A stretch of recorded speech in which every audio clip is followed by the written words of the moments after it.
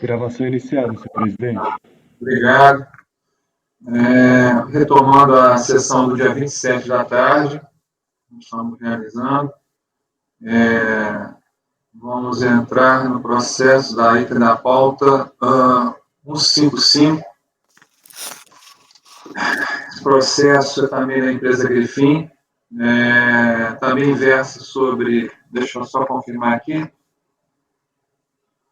156, não, 155. Estava no processo errado, voto errado. Tá, o processo 155 também é a mesma matéria, versa sobre classificação fiscal, também foi feito no mesmo rito que eu expliquei anteriormente na alfândega do Porto. Houve separação de produto para posterior classificação pelo Laban. Inicialmente eu estou trazendo o voto da DRJ de Florianópolis. O voto é de 2012.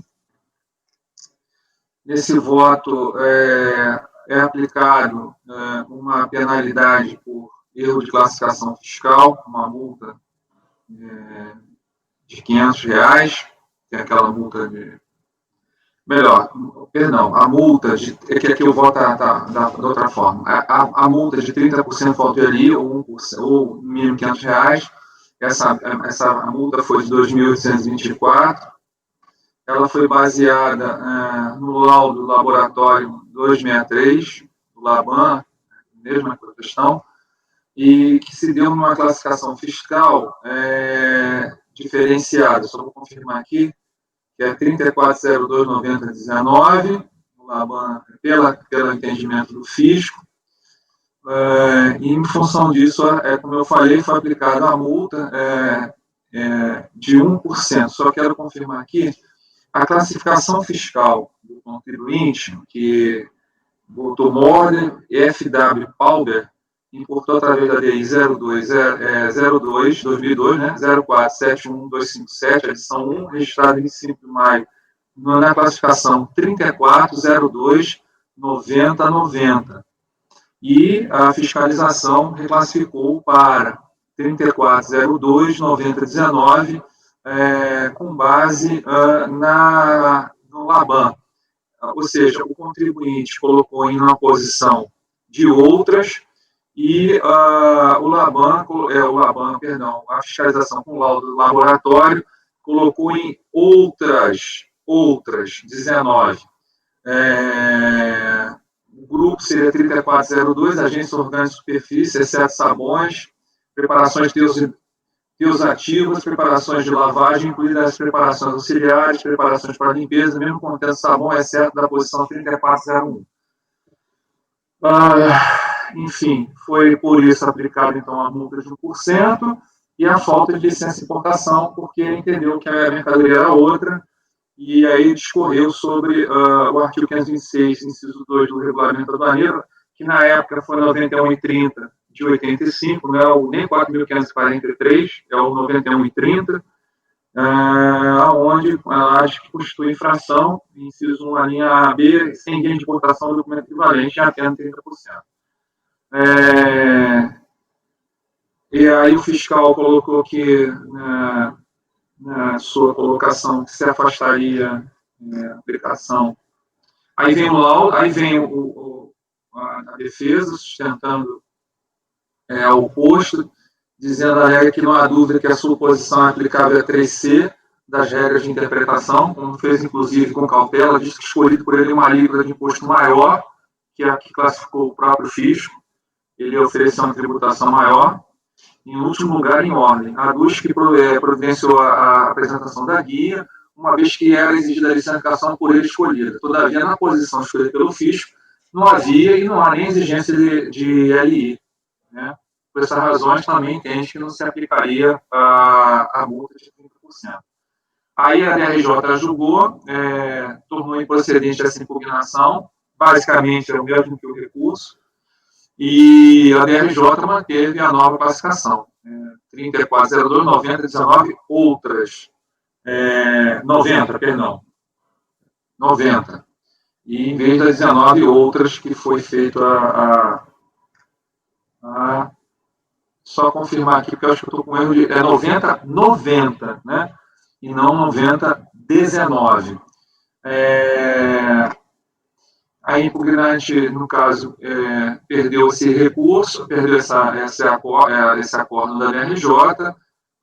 Aqui ainda falou assim a DRJ, que assim sendo, considerando que não existe controvérsia acerca de posições da 34.0290, entendo que se aplica a regra geral de classificação 1, não permanece em dúvida quanto à adequação do item 1, misturas entre si de outros agentes solventes, superfície e do subitem outras, por exclusão da anterior. Portanto, a reclassificação procedida pela fiscalização no Código 34.02.19 é correta e é a única válida, não sendo necessário recorrência da alegada utilização do método C3AR do regulamento de classificação, a qual adotada a posição colocada em último grau na ordem numérica dentre os sucessivos de validade se tornarem em consideração. Enquanto a multa, sustento que já que foi reclassificada, por via de consequência, se aplica a penalidade. Ele citou a declaratória COSIT número 12 também, diz que o produto não foi corretamente descrito, por isso que a fiscalização manteve-se. E aí aplicou justamente a penalidade, aí ele cita a medida provisória, artigo 84.1 da 2.158/35/2001, classificação errônea, Mercosul, que é a 10.833, né? Que traz aí a penalidade de 1%. E é isso o relatório. O recurso, basicamente, segue a mesma linha da impugnação, né? Dizendo que adotou a classificação mais afastada, e menos prejudicial ao fisco, inclusive recolheu tributos, e que não concorda com a aplicação da penalidade de falta ali, porque ele trouxe corretamente dentro do que ele declarou e fez a operação de importação. E aí é o relatório. Vou para o voto. No voto, de fato, observa-se aqui que foi feita a aplicação da tal multa de 2.824 por 30% e R$500 pela 1%. O motivo da aplicação dessa multa foi que a equipe de revisão da alfândega, em cima da declaração de importação, entendeu que foi realmente indevidamente classificado, que deveria ser uma posição mais correta, seria 19 e não a 90. Perdão, seria 90 e não aquela 90-19. Então, o capítulo é 34, a posição é 02, suposição de primeiro e segundo grau 9,0, toda a discussão aqui também em torno do item e subitem, né? Então, 90 não foi considerado uma boa posição. Daí resultou também que não teve qualquer efeito tributário, porque a alíquota do imposto diminui e o IPI sobre importação é mesmo. Então, nessa reclassificação, diminuiu o imposto, para ele seria uma restituição, e o IPI seria o mesmo, né? Bom, toda a discussão, ela se valeu em cima do laudo do laboratório, que está no processo, nas folhas 11, o laudo do labor, que descreveu sucintamente a composição química desse item importado. Enfim, ela fez essa reclassificação, entendeu que aqui, só para eu me recordar, são vários itens que compõem esse produto, chamando a atenção do cloro, do clorifórmio, do sódio, do sulfato e do aromático. Aí eu faço citação do previsão em relação à necessidade das classificações, das regras de classificação, que eu achei muito importante. Coloquei como uma introdução aqui no meu voto. Aí, a impugnante aqui não repele a identificação do produto, constante do laudo, como se tratar de uma mistura de agentes orgânicos superficiais aniônicos. Enfim, também não há controvérsia em relação à posição, né? O capítulo da posição e suposição, isso aí está claro, porque seriam misturas de agentes. A questão é se seriam outras ou não, né? E a posição, o item e subitem, que que é dado pela fiscalização seria mais específica. Bom, eu fui analisar essa situação e aí eu tive uma questão minha pessoal. Eu analisando as duas, eu analisando, e aí é uma situação que eu até coloco para vocês, eu entendi que é uma terceira classificação. Eu me convenci que não é nenhuma das duas. Porque eu achei uma posição, uma suposição de primeira e segunda ordem que eu entendi que prevalecia por ser um agente aniônico. E aí fiz um estudo, analisei, fui pesquisar, gastei muito tempo nesse processo, pode ser que eu tenha errado, mas, enfim, se eu errei convicto, e eu fui para o capítulo 34, a posição mantida 02, só que eu entendi que eles representam agentes orgânicos de superfície aniônicos outros. As duas classificações, então, para mim, enfim, são próximas, mas não alcançam o que eu entendi do próprio resultado do laudo. E aí eu preciso recordar aqui, porque é uma coisa muito específica, no capítulo 34, 2 agentes orgânicos, exceto sabões, tensionatos, preparação para lavagem, preparação auxiliar lavagem, preparações para limpeza, mesmo contendo sabão, exceto a posição 34. Então, o capítulo 34 e a posição 02, eu concordei com eles todos. Agora, quanto à substituição de primeira e segunda ordem, aí eu já discordei e eles discordaram em relação entre eles, o dígito de item e subitem.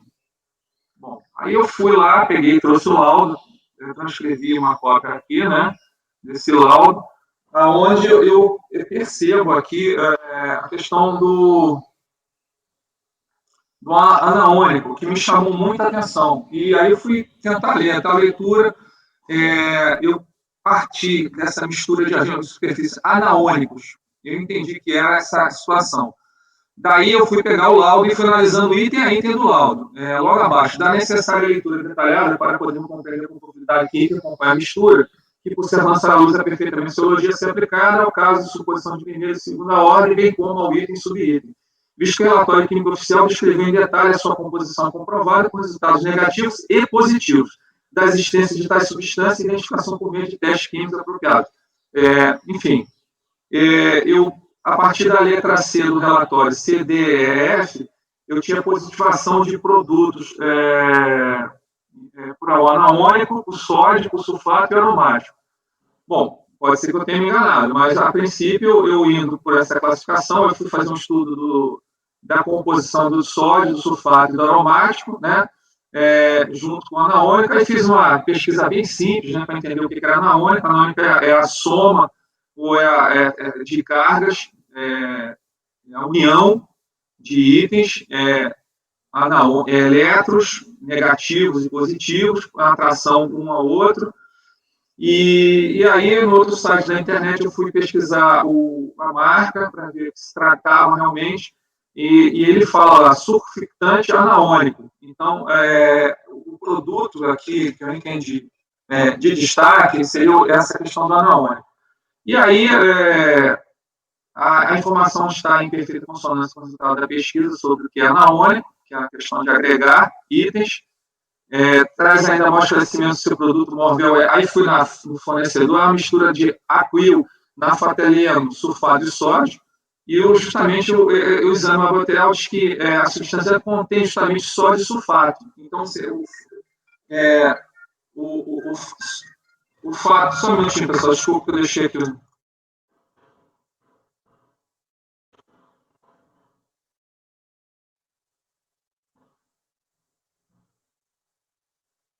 Então, por ser um produto anaônico, e eu encontrei justamente a composição do sulfato, do sódio, eu acabei por levar para outro caminho, e aí eu classifiquei aqui na posição, veja bem, na mesma posição, no mesmo capítulo de posição, agentes orgânicos, exceto sabões, preparações exativas e tal, só que eu fui no 3411, anaônicos, e eu entrei, porque como tem anaônicos, tem uma classificação, e ele está lá no laudo, lá em cima, eu acabei no item C, e ele atrai outros, existe assim, anaônico com outros. Então, eu acabei classificando em outra situação. Eu acabei classificando no 3411, 90 outros. Então, nessa situação, eu acabei fazendo essa reclassificação. Para mim, ficou claro, enfim, seria essa situação. Então, em vista disso, eu fiz essa nova interpretação nessas duas suposições. Agentes orgânicos de superfície e sendo anaônico. Enfim, aí ficou uma situação diferenciada, né? E acabei, nesse caso, por desconsiderar o autoinflação, que classificou uma forma diferente do meu entendimento, aí é uma questão material, né? Eu trago aqui várias informações, eu pesquisei na internet, eu tentei anexar aqui as informações para me levar essa classificação, inclusive pesquisei também na internet, encontrei classificação idêntica à minha interpretação em cima desse mesmo produto. Talvez não sei se dá para ler bem, mas eu trouxe isso. E aí vocês veem que está de acordo com o que eu interpretei. Então, nesse caso, eu ficou prejudicado alto por questão, para mim, nenhum nem outro. O certo seria essa classificação que eu estou trazendo aqui, 34, 012, 1190, anaônico, outros. Em relação à penalidade, enfim, eu já tenho uma posição, eu entendi que esse aqui trouxe a descrição correta do produto, não houve falta de informação para mim,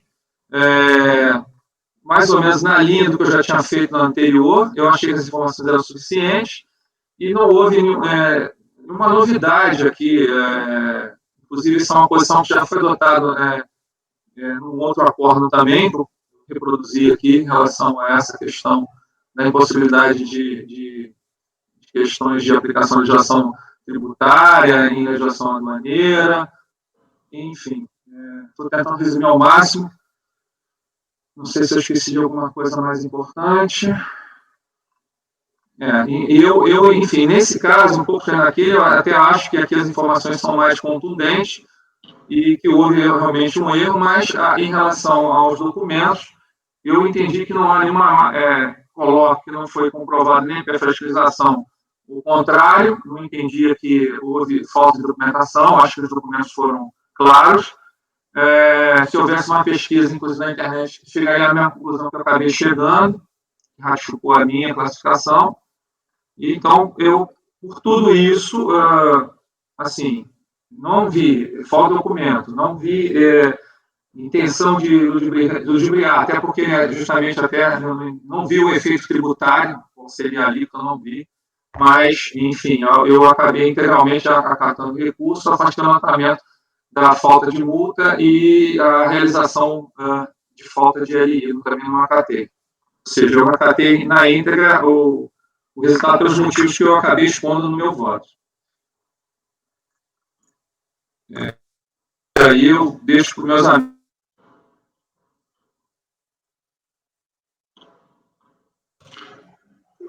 Quer falar primeiro? Tom, a minha divergência anterior do processo anterior se mantém, tá? A adição... Estão me ouvindo? Estou ouvindo, pode falar. Está voltando, Tom fechar o microfone. Tá. A adição descreve outras preparações tensoativas e preparações para limpeza, que para mim nada diz. E sobre o primeiro ponto, eu também vou divergir por força da súmula 161 do CARF. Ainda que você tenha chego a uma outra classificação fiscal, que não foi aquela adotada pela fiscalização, se não foi adotada pelo contribuinte, a multa se mantém. É a súmula 161 e ela é vinculante.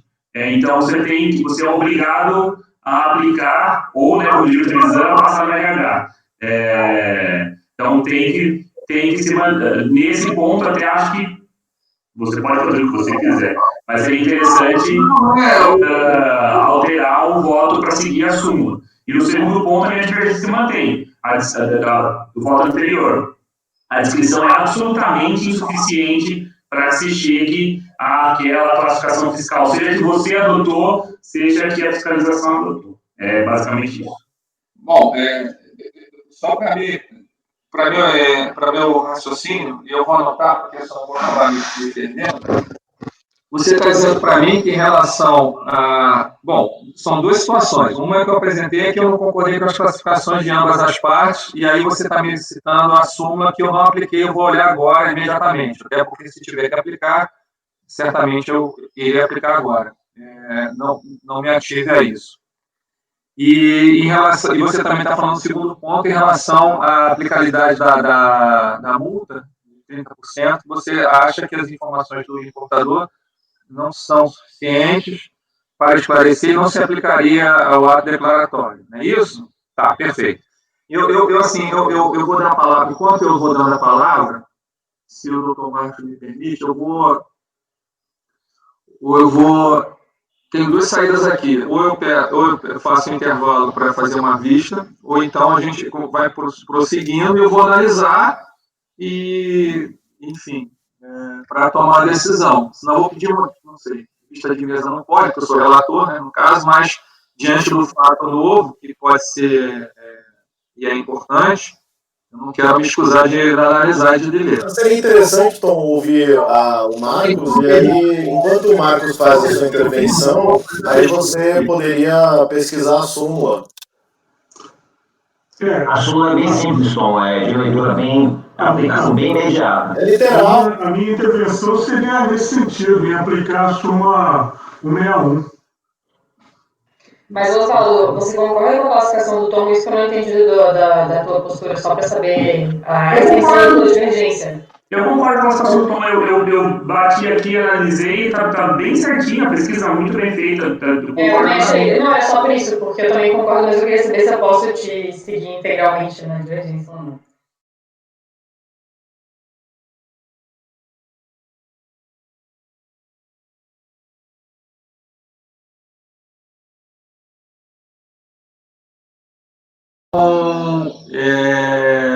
Aí eu vou ter que... Eu vou manter a minha classificação, mas eu vou seguir a súmula e aplicar a multa de 1%. Tá? Obrigado, João. Porque realmente não tinha me atido a súmula. E obrigação a me ater. Obrigado. É porque é mais uma daquelas súmulas que não fazem sentido, né? Oi? É mais uma das súmulas que, com toda a venha, na minha opinião, não faz nenhum sentido, mas tudo bem. Porque a auto de infração tem que estar baseado numa conclusão. Se aquela conclusão não é válida, você não tem lançamento, mas ok. Não é os aplicadores da lei, então ok, vamos lá.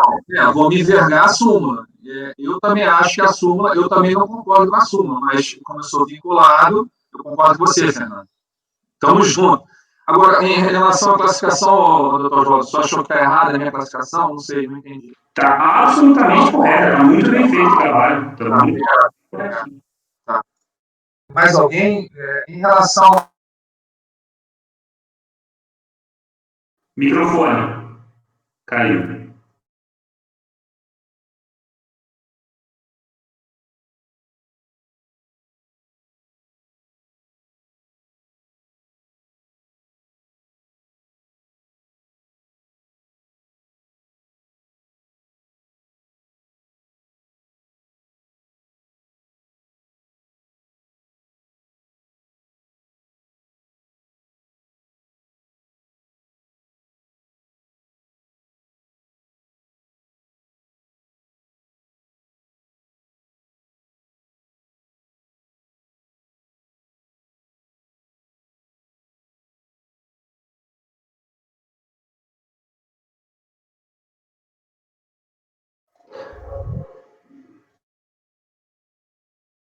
Desculpe a queda.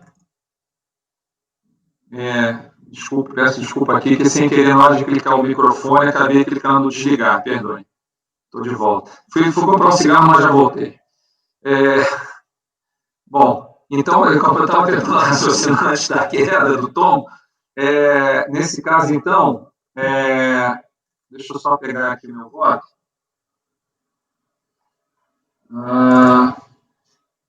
Alguém gostaria mais de fazer alguma colocação? Em relação ao principal, então, ao primeiro item, que é a multa fica mantida de 1% de R$500 em função da soma do CARF. Eu vou mudar o meu voto nesse sentido, e para não ter divergência, porque realmente é vinculante, eu não vou fugir disso. E em relação agora, eu fiquei só, doutor Oswaldo, em relação à sua colocação em cima da não aplicação dos 30%. O senhor também entende que não há informação suficiente, tem que ser aplicada a multa de 30%? Fechado, ok. Mais alguém gostaria de fazer alguma colocação? Não? Então há uma divergência em relação ao item B. O item A, acho que é convergência a partir do momento que eu estou mudando a minha posição para ficar convergente. Vamos botar em votação. Doutor Lázaro, como vota?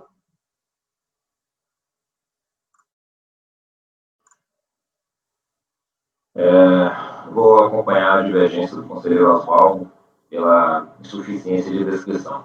Ok.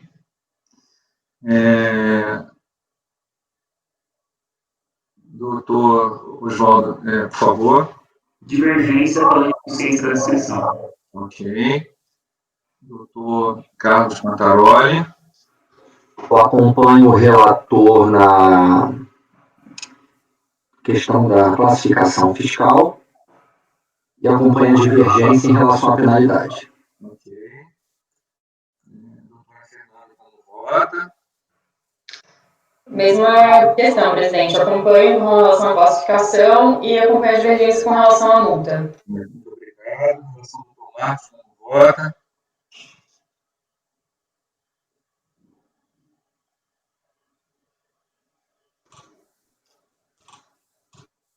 Doutor Marcos? Está analisando? Já me chamou, presidente? Em relação à descrição ali, realmente ele colocou um nome comercial ali, né? Mas se você pesquisar aquele nome comercial ali, ele já descreve o produto melhor do que o anterior, né? Justamente. Foi que eu fiz a pesquisa e acabei achando, depois da minha classificação, acabei achando uma informação mais ainda que racional. Então, eu achei que foi mais específico ali. Se você pesquisar por aquele nome comercial ali, ele tem uma descrição maior ali na internet. Eu vou acompanhar o relator, então. Eu não tinha essa informação. Eu achei que fosse exatamente igual ao outro. Nesse caso, então, eu também acompanho integralmente o relator. Posso dar meu voto, presidente? Pode, claro. Não concluí. Então, só para ver, eu vou ter que anotar aqui agora, eu vou sinceramente, para dar essa possível acompanhar aqui a anotação, porque houve mudança de voto. Então, vamos só ratificar para ficar bem claro, né? Doutor Lázaro votou com a divergência do doutor Oswaldo. Mantém a aplicação da multa, doutor Lázaro? 30%?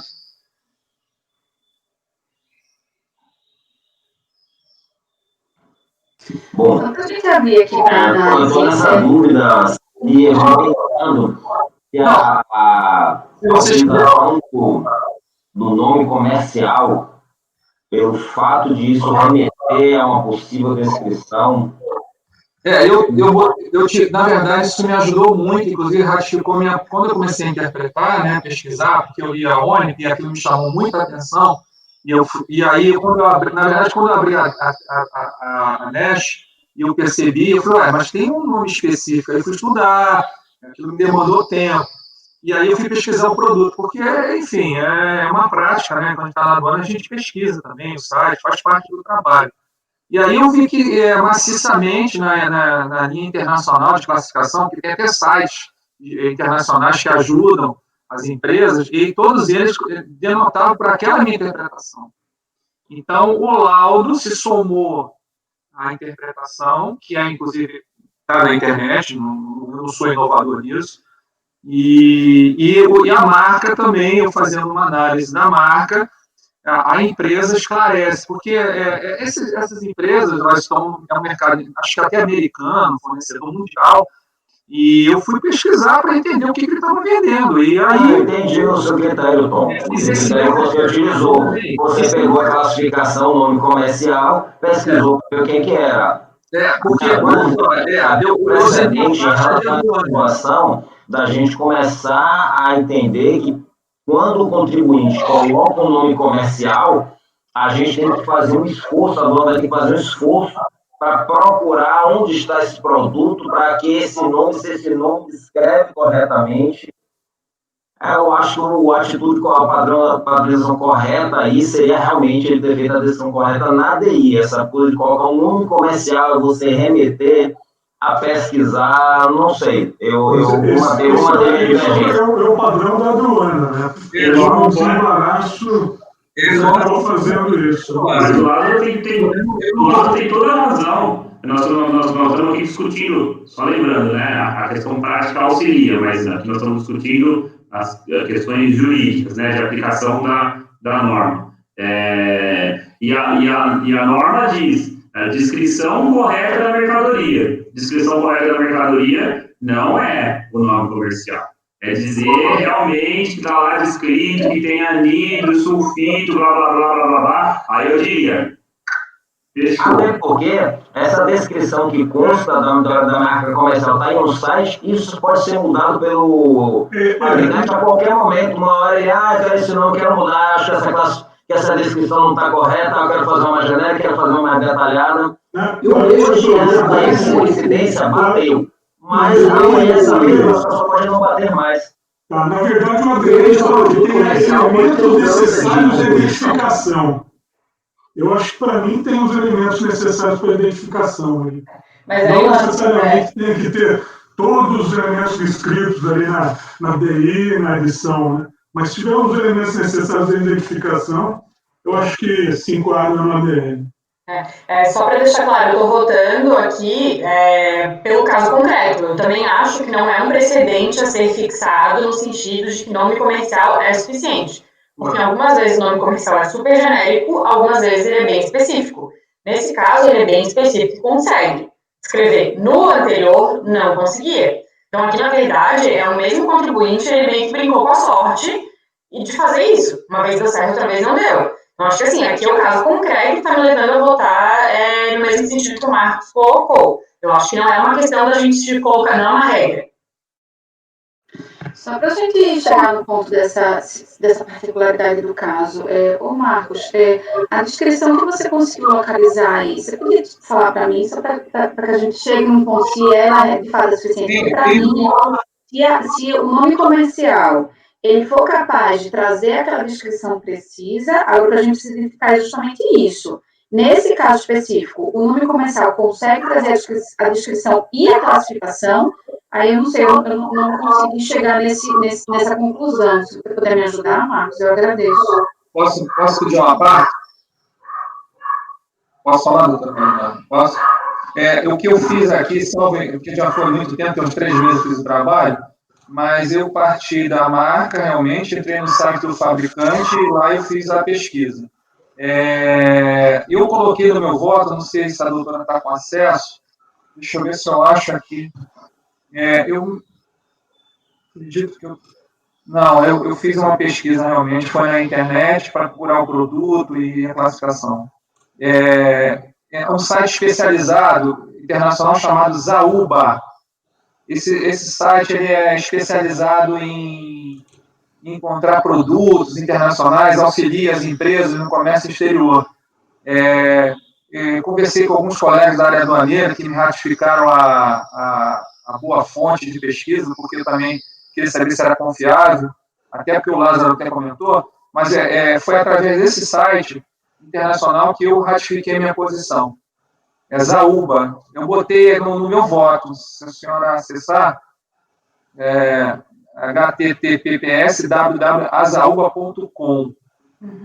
Se eu puder ajudar também, tem patente sobre isso, e mesmo nos sites regulatórios da União Europeia, eles remetem o sal com base em sódio, esse nome. Então, assim, tem uma questão regulatória que usa esse nome desse produto como base, né, e não a descrição técnica dele. Pois é, justamente o que eu achei ali é uma mistura de alquil, naftaleno, sulfonato de sódio, o que remete a essa marca comercial. Então é uma descrição melhor do que o saco de argila lá do anterior, né? Você pode... Mas aí eu concordo com a Fernanda que é no caso concreto, né? O Tom ali, a partir daqueles elementos ali, ele conseguiu definir bem qual seria o produto, né? Então não é uma descrição assim tão genérica quanto o outro. Você poderia repetir o que você encontrou, Marcos, por favor? Mistura de alquil, naftaleno, sulfonato de sódio. Que eu traduzi do inglês ali, né? Mas é nesse sentido. Então tem uma descrição. Aí, apesar de estar realmente melhor do saco de argila, continua a descrição, mesmo se a gente fosse partir para adotar nome comercial como fonte, acho que ainda está esse produto aí, essa substância química que você colocou. Será que ela só tem essa única utilidade? Ela só se classifica para essa única função? Será que ela é misturada aos componentes ou ela não tem? Da forma como você pode falar, o polietileno. O polietileno ele pode assumir diversas formas. A descrição química do polietileno, você vai ter uma exatamente como está aí colocada. Mas esse polietileno, a depender de como ele está lá, ele pode assumir N posições. Mas isso que é patenteado, ele é específico. Você não vai achar em nenhuma DI uma descrição do jeito que você está falando. Não, mas aí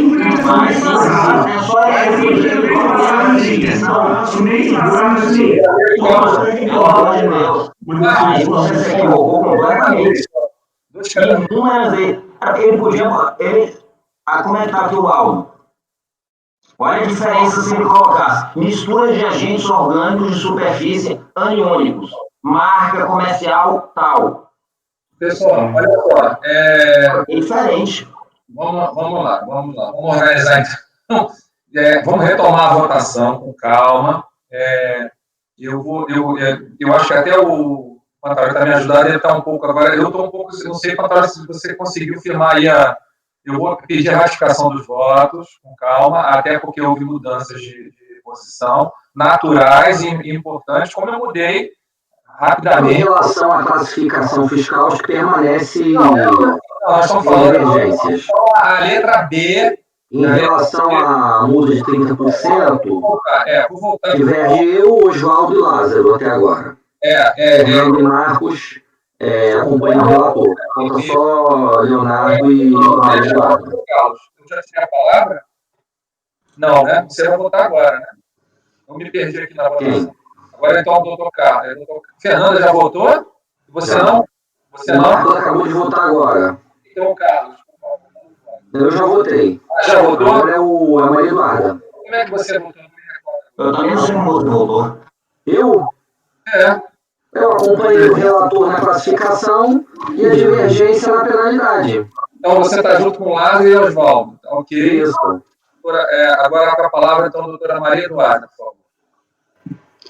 Eu vou acompanhar o relator sobre a classificação e vou acompanhar a divergência. E aí eu só explico aqui, porque esse foi justamente o meu ponto, que para mim essa questão que o Marcos falou, mistura de sulfanato, o que for, para mim ela não consegue enquadrar justamente na classificação que a gente entendeu como correta, que é uma superfície de aniônicos. Então, essa característica que fez a gente enquadrar ali, eu não entendi que ela seja suficientemente escrita. Então, por essa minha razão, eu faço a divergência. Assim. Perfeito, doutora. Obrigado pelo seu esclarecimento e pelo voto.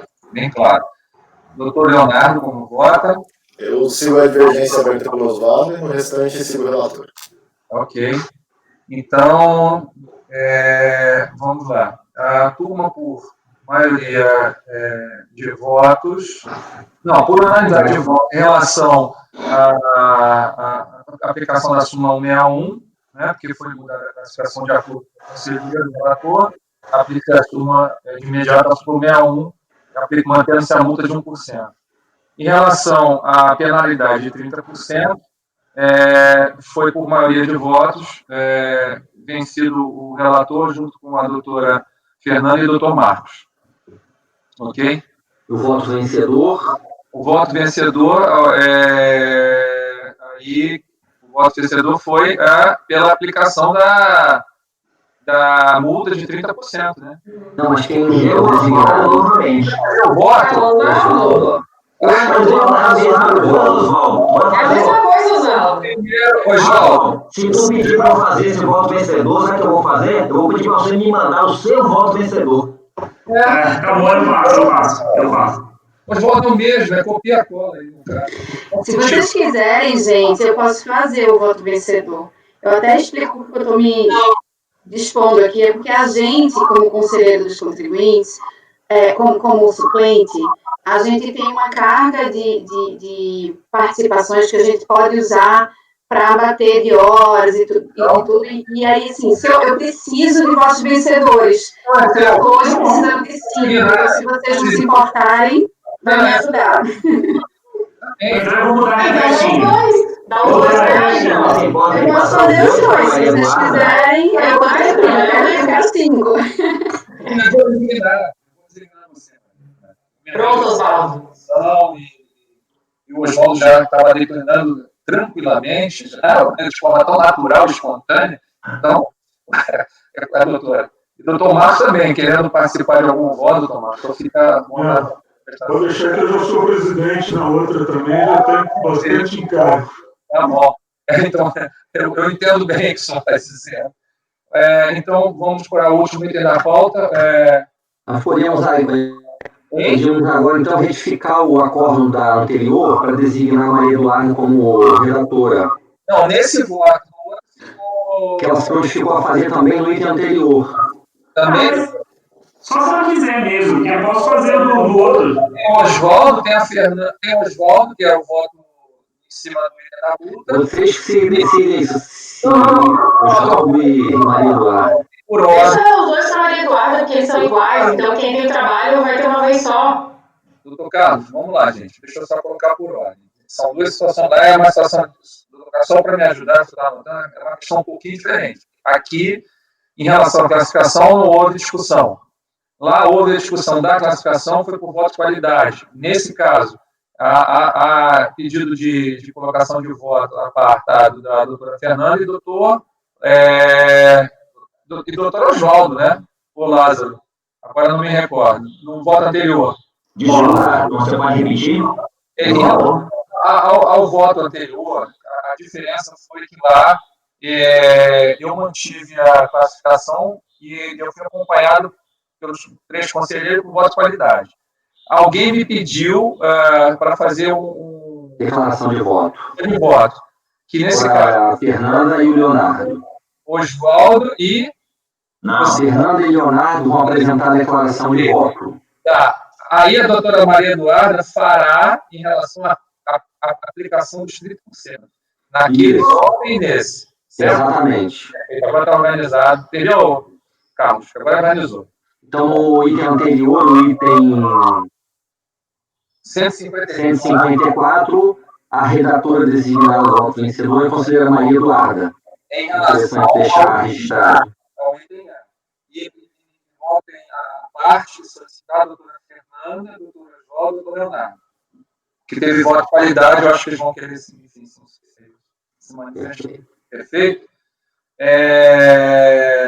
Discutido o processo, agradeço o voto de todos, foi muito enriquecedor o debate, e agora, finalmente, para o último item do dia 27, das 14 horas, deixa eu só abrir aqui o arquivo, o item 156, continua sendo a mesma empresa, Griffin Brasil Limitada.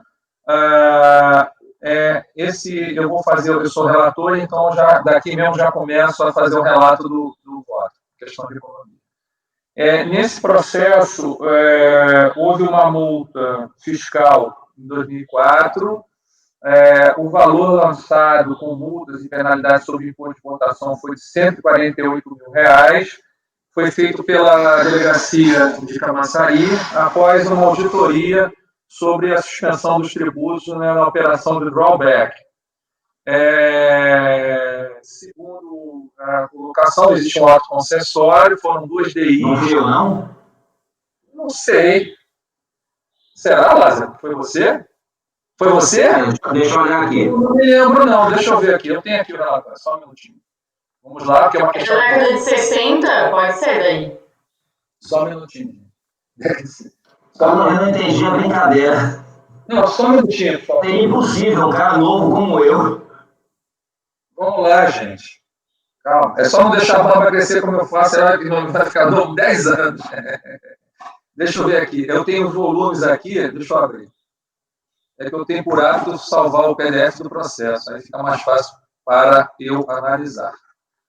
Auto de infração, termo de abertura. Deixa eu ver se está aqui. Dupont. Luiz Orlando Faria. Não, então não é. Você já achou, Fernando? Eu não achei. Já achou? Ótimo. Então não é a Lázaro. Infelizmente. Gostaria muito que fosse. Mas, por outro lado, eu ganho com a sua participação no voto. Fica mais abrilhantada aqui a sua presença. Enriquece com a sua experiência.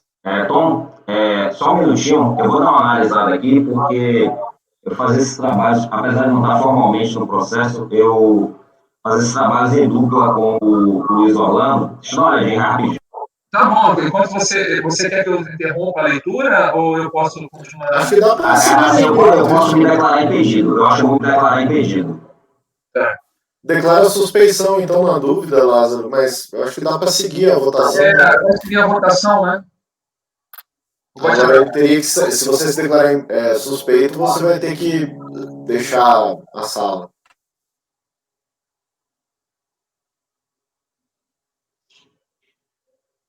Bem lembrado, doutor Leonardo.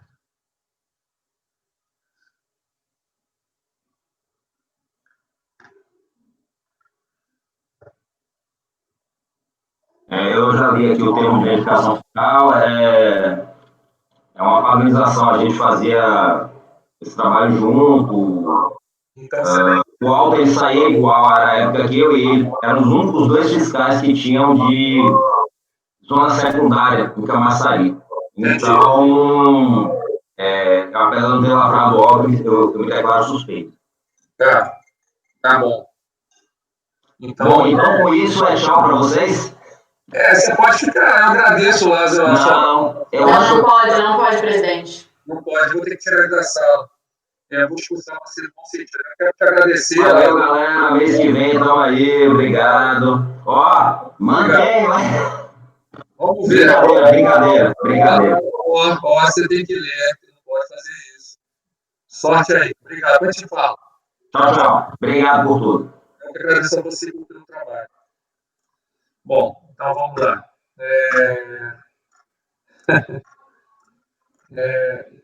Entrando, então, no voto, vou voltar a relatar, porque ficou um pouco confuso. Então, se trata de importação sobre o regime do drawback.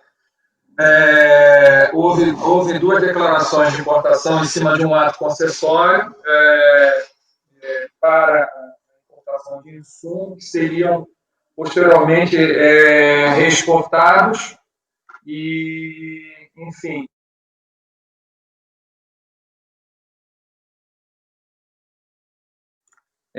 que, por fim, a fiscalização entendeu que não houve cumprimento na época da portaria SESEX 4 de 97, essa portaria que fazia na época a regulamentação do drawback. A irregularidade seria que uma parcela desse produto, na verdade, esse produto que foi importado é ODCB. ODCB é o nome do produto, ele vem por quilo, e eles fizeram um cálculo matemático para saber de quantos por cento desse produto ele saiu, ou seja, ele entrou 100%, teria que sair 100% no processo produtivo de novos 4 outros produtos. E cada um desses produtos recebe uma parcela desse produto na sua composição. Aí tem o diuron, o DCPI, o DCA e o Carmex. A questão toda é que a fiscalização, então, como eu estava dizendo, depreendeu que esse produto principal de importação, o DCB, que tinha um peso de, aqui está errado aqui a numeração, 454 mil quilos, 500, foram aplicados num percentual total de 88%, 88,5% arredondando, e que aí essa diferença de 12% não foi adicionado a demais produtos fabricados e não houve a exportação. E aí tem a diferença aqui de peso, 263.917 quilos. Então, houve uma diplemência do regime, porque a obrigação é entrar, utilizar, processar e industrializar e fazer a exportação dentro do prazo concedido. E aí ele apresentou o cálculo, eu boto isso lá no meu relatório, o cálculo do imposto devido, e em cima disso ele aplicou um fator que é esse 0,18674 de perda, que não foi exportada, faz acréscimo de multa e chega ao valor do auto de infração. Todas as informações foram baseadas, basicamente, eu tenho que chamar a atenção dos meus colegas, em cima do próprio laudo fornecido pelo fabricante. O fabricante, durante essa pesquisa da fiscalização, recebeu o laudo e, com base nesse primeiro laudo, eles entenderam que não houve todo o valor agregado de 100%, houve a diferença de 12%. Além disso, houve também a anexação de registro de exportação, de DE. Feito essa situação, foi feito o auto e a delegacia de julgamento manteve essa posição e aí concordaram que houve realmente essa não inclusão do insumo importado em relação naquelas duas DIs nas exportações seguintes.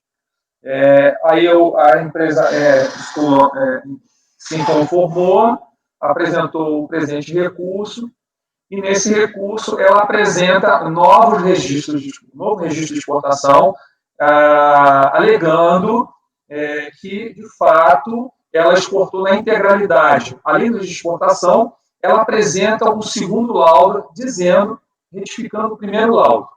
E assim, enfim, é o que eu tenho mais de colocar. Além disso, eles dizem que, dentro do voto recorrido, que a dúvida deveria ser favorável à empresa, no estado de incerteza de verdade material. Esse é o relatório. Vou para o voto. Na verdade, assim, em relação a essa questão, ele alegou uma prescrição recorrente, esqueci de comentar, está aqui no voto. Essa prescrição recorrente eu afastei, não entendi que houve, porque ele acha que demorou muito tempo o processo a chegar no julgamento, então, assim, eu não vi base legal para essa prescrição, não adotei, afasto. Tem súmula, Tom, sobre isso. Então é importante você a súmula 11 do CARF. Prescrição intercorrente não se aplica aos casos dos processos administrativos fiscais. Súmula 11, ok. Então, vou complementar. De qualquer forma, eu já encaminhei pelo mesmo sentido da súmula, então afastei. Adentrando já na matéria probante, né, na matéria central, a grande questão que nós temos aqui é o seguinte: esqueci de comentar mais uma coisa, a própria DRJ, na primeira instância, aceitou o registro de exportação. E, com base no registro de exportação, e mantendo o primeiro laudo. Na verdade, lá na impugnação, como aqui no recurso, ele apresentou o segundo laudo. Só que a fiscalização, o julgador não aceitou essa colocação de um segundo laudo. Ele acredita que, ele inclusive diz que houve, na ementa do acordo que está aqui, no meio do meu relatório, que eu vou retroceder, mais importante, ele diz que no âmbito do processo administrativo, a regra sobre distribuição de ônus de prova deve ser pautada no critério de justiça distributiva, que é a garantia da igualdade entre as partes. Nesse caso, enquanto o fisco possui o dever de provar a ocorrência do fato, o contribuinte tem o dever de colaborar para a descoberta da verdade material. Portanto, uma vez demonstrado que a administração utilizou de ampla atividade de instrução probatória e o que o mesmo após restou latente um estado de incerteza quanto aos fatos desconstitutivos, que esse estado de incerteza não alcançou os fatos constitutivos do direito, resta cabível à exigência do tributo. Isso foi um argumento utilizado para não adotar o segundo laudo.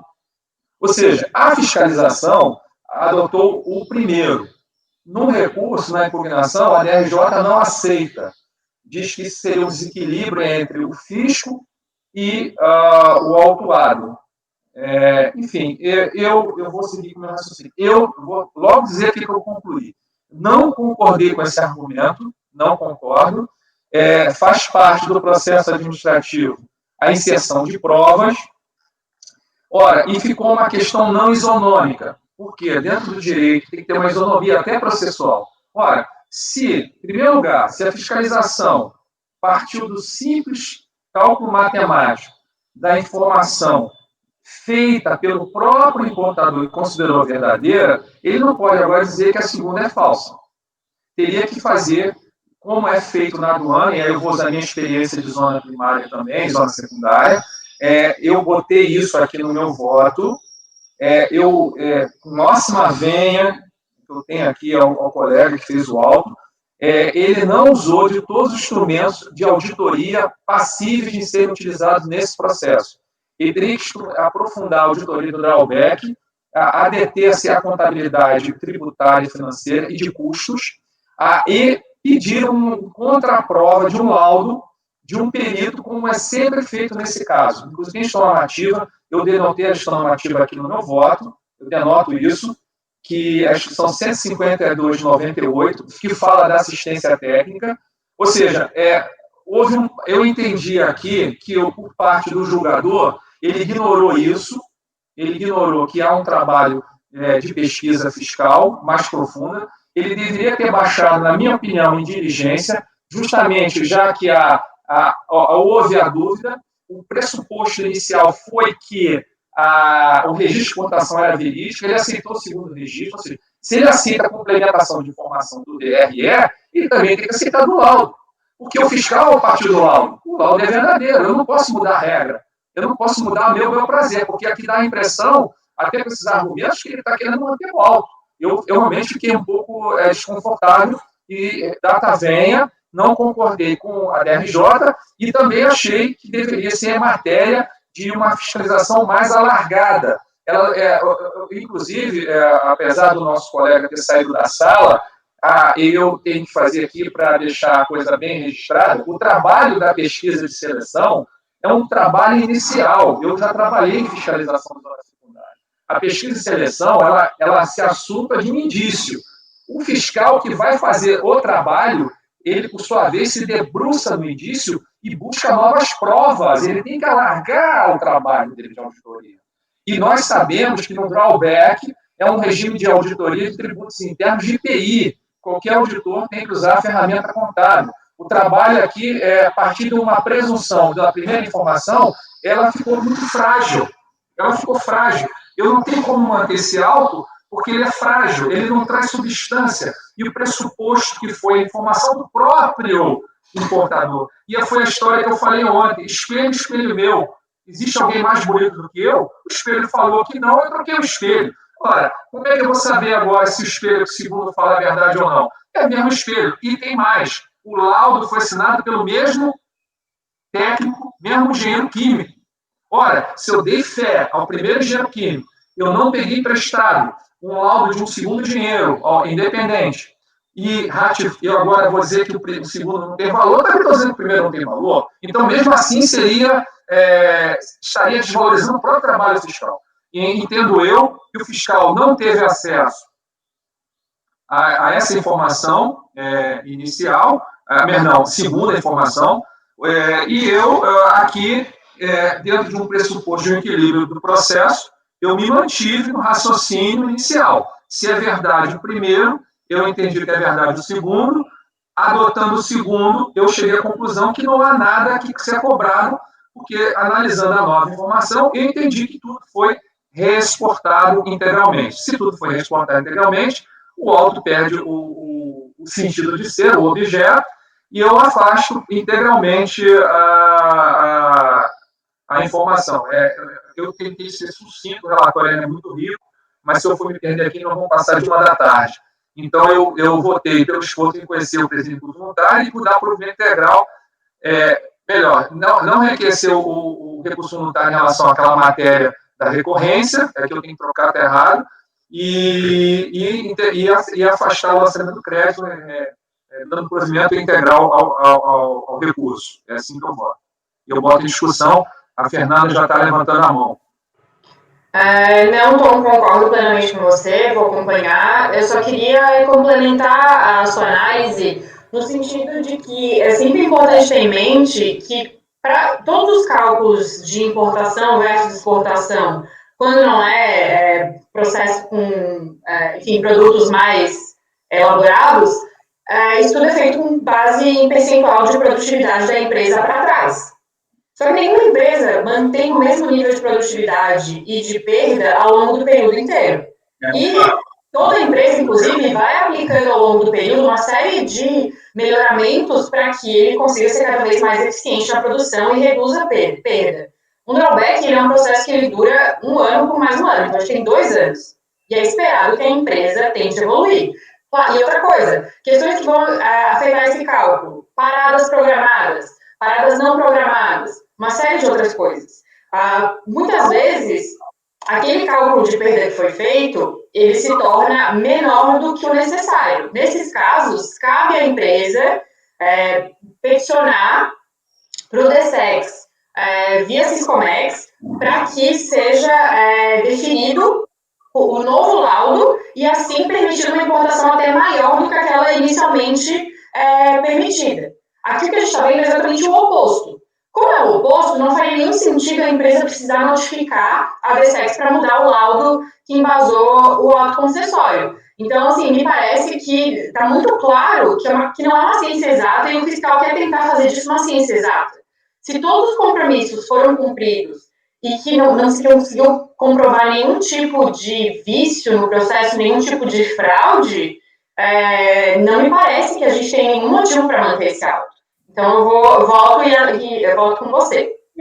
Só de complemento que eu estava colocando, o que eu tive cuidado de fazer, na minha carreira em auditoria, é a comprovação dos fatos contábeis. E justamente vai de encontro com a sua colocação, porque justamente se eu tenho acesso à contabilidade, eu vou perceber a requisição de insumos, porque isso tudo é dentro do controle interno da empresa. Existem requisições de solicitação de material, sai do estoque e vai para a produção. Então, alguém da produção, um engenheiro responsável, então alguém solicita por um requerimento ou sistêmico a movimentação do material em si. E aí, esses débitos e créditos estão na contabilidade.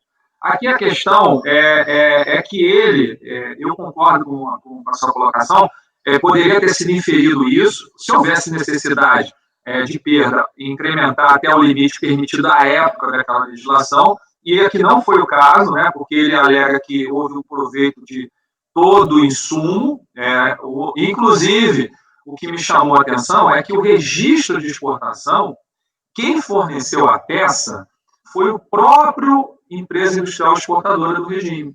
Né? Poderia também, eu não sei se a época, veja bem, porque a Receita Federal evoluiu muito no modus operandi. Hoje tem o DW aduaneiro. Eu, quando comecei a usar DW, a gente rodava uma planilha às 10 da manhã, só no outro dia, às 4 da tarde, no dia seguinte, é que eu tinha resultado. Hoje você roda uma planilha em segundos. Então, eu também não posso aqui julgar o trabalho. Eu acho que o trabalho de pesquisa estava correto. O problema foi a execução do trabalho. Ele poderia ter sido alargado. Agora, isso em relação à parte prática que a gente está colocando, eu vou tomar que falar.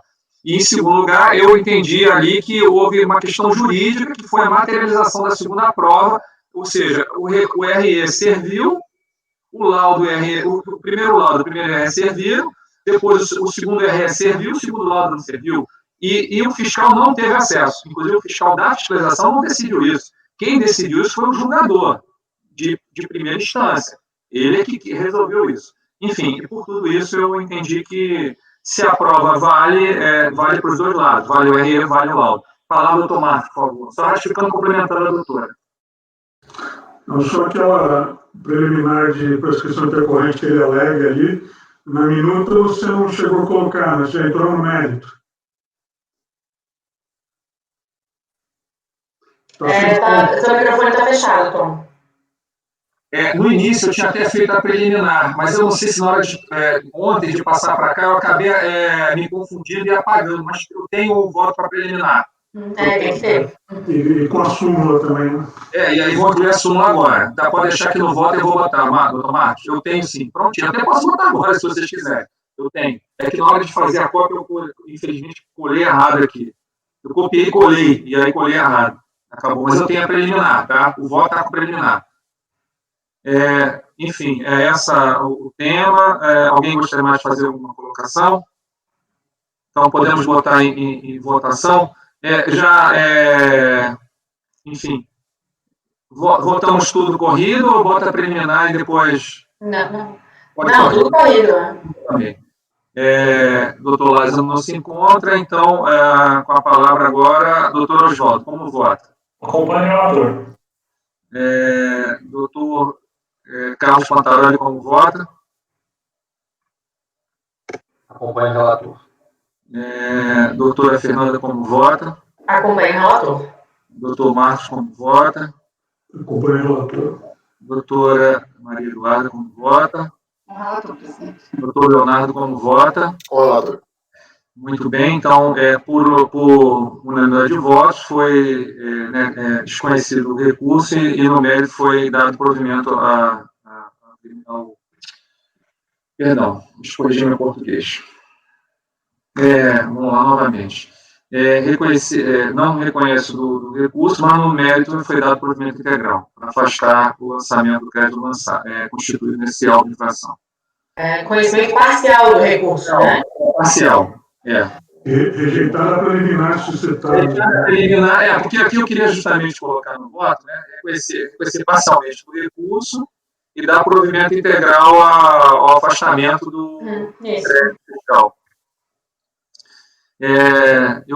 Pessoal, eu queria agradecer, pelo que o Lázaro não está aqui, eu queria, doutor Isaí, é só manter a gravação, já vamos desligar. Eu queria falar com vocês depois que desligar a gravação. Eu queria agradecer a todos oficialmente pela presença, foi enriquecedor para mim a participação da turma, todos. Os meus dois conselheiros que participaram aqui foram, assim, muito amigos, muito técnicos de nós todos. Rapidamente, doutor Marcos, com as suas colocações, nos abrilhantou, doutora Maria Eduarda, a mesma coisa, foram muito pontuais, muito determinados, com muito equilíbrio, agregou ao nosso trabalho, foi uma troca de experiência, acredito, não só para mim, para os demais conselheiros, e aos conselheiros da turma também, agradeço de novo a paciência, eu acredito que nós estamos numa ascendência de trabalho, e vamos ver se na próxima sessão a gente continua mantendo essa ascendência, e a presidência, por si também, vai procurar ouvir as colocações dos demais conselheiros, porque a turma continue só no crescimento. Agradeço a todos tenham aí um bom fim de semana, e, enfim, eu peço ao Isaías que faça a suspensão da gravação, por favor.